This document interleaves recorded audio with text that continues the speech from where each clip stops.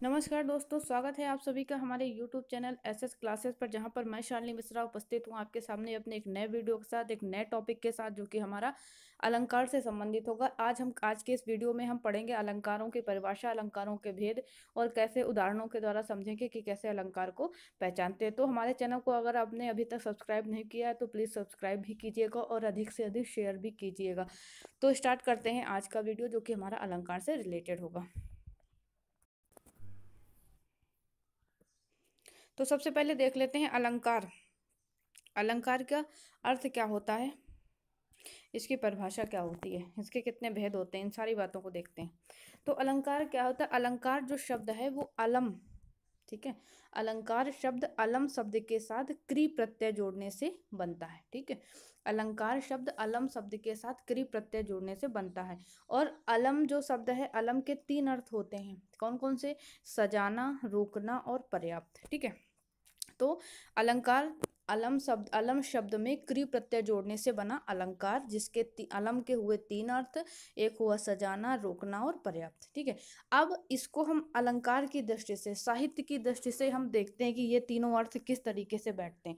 तो हम सबसे पहले देखते हैं तो अलंकार में क्या होता है। हम सबसे पहले क्या देखते हैं कि अलंकार कि इन्हीं तीन अर्थों से होती है अलंकार की उत्पत्ति। कैसे? कि अलंकार क्या है? सजाना मतलब काव्य में सौंदर्य उत्पन्न हो जाए, काव्य को सजा देता है, सौंदर्य उत्पन्न हो जाता है, तो वो क्या हुआ? वो एक अर्थ हुआ सजाना, काव्य में सौंदर्य जिससे उत्पन्न हो जाए। और सौंदर्य इस प्रकार का हो कि कहना पड़े बस बस बस, ठीक है, यानी रोकना, ठीक है।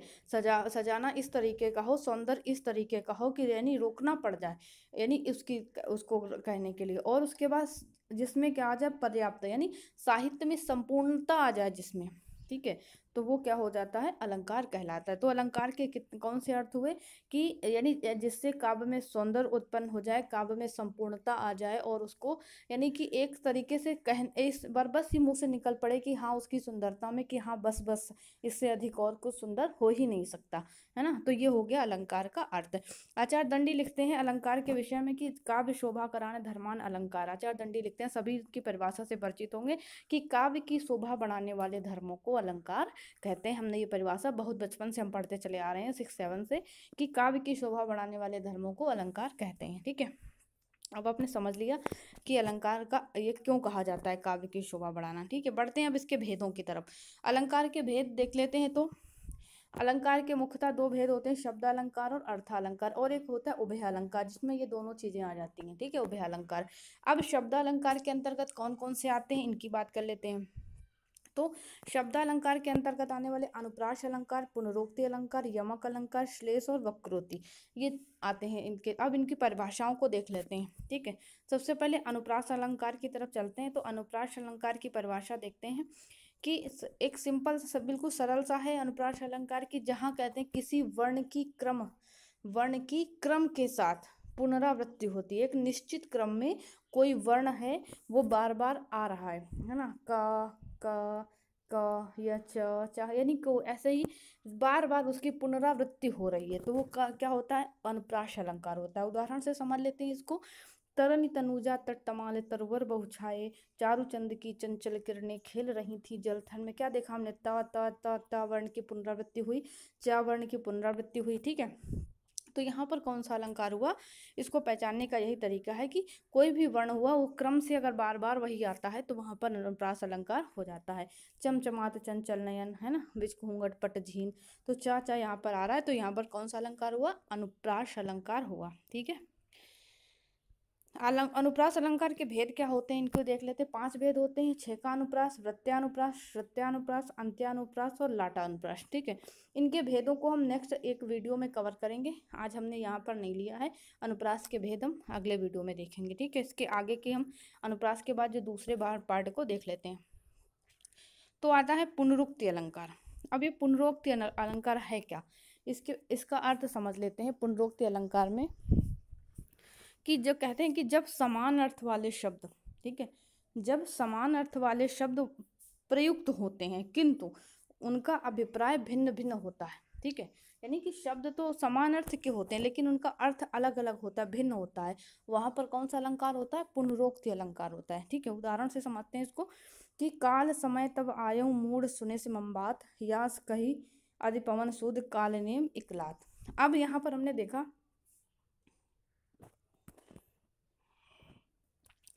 कि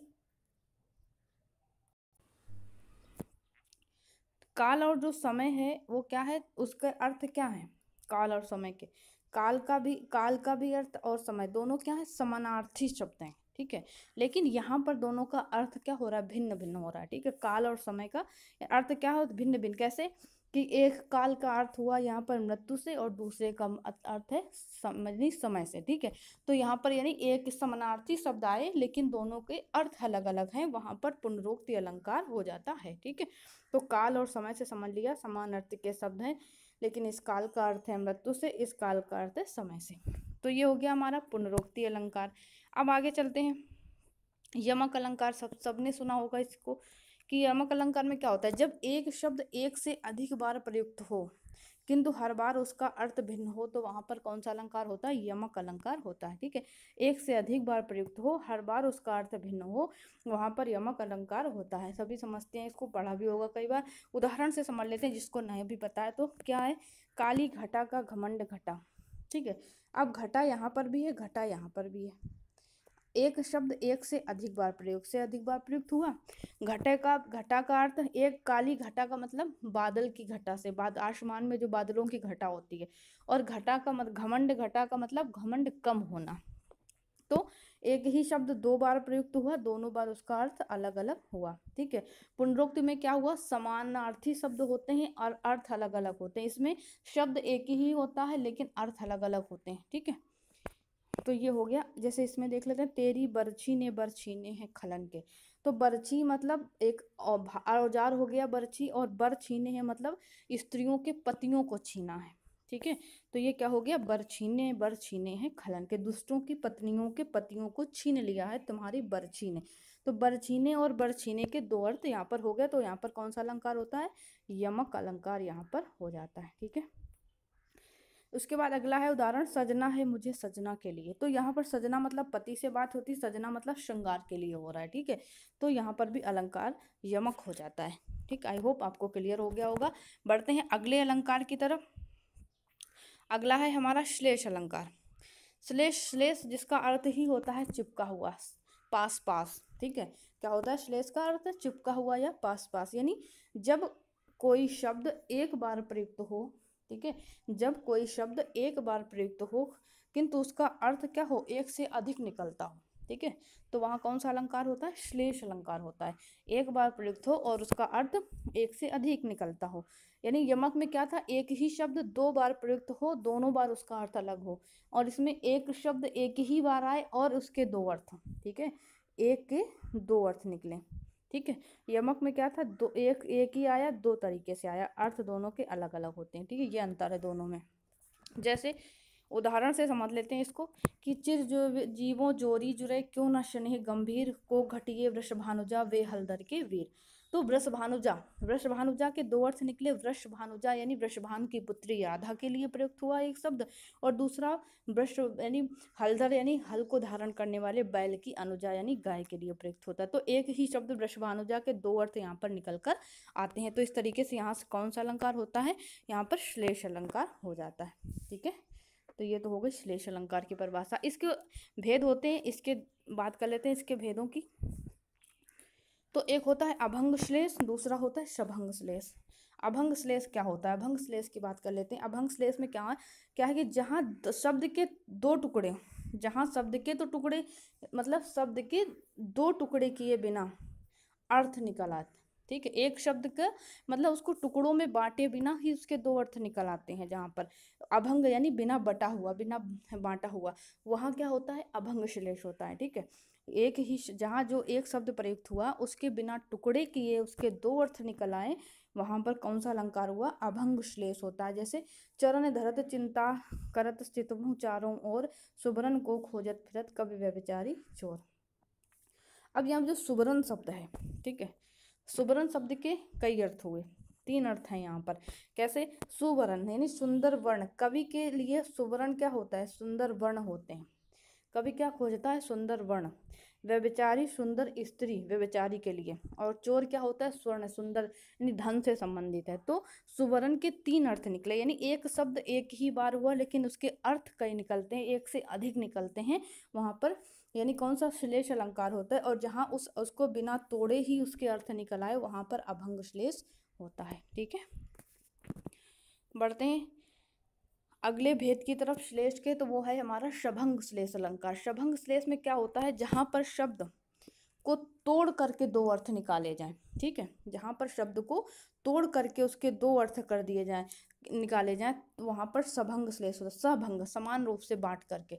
तो उदाहरण, नाही नाही को कहे थोरी मांग सब दे, कहे मंगन को देख पट देत बार बार है। तो यहाँ पर कौन सा अलंकार हुआ, शभंग अलंकार हुआ, क्योंकि यहाँ पर इस शब्द को यानी समान रूप से तोड़ करके वहाँ पर अर्थ निकल रहा है। ठीक है, अब बढ़ते हैं, अंतिम है ये कि वक्रोति अलंकार।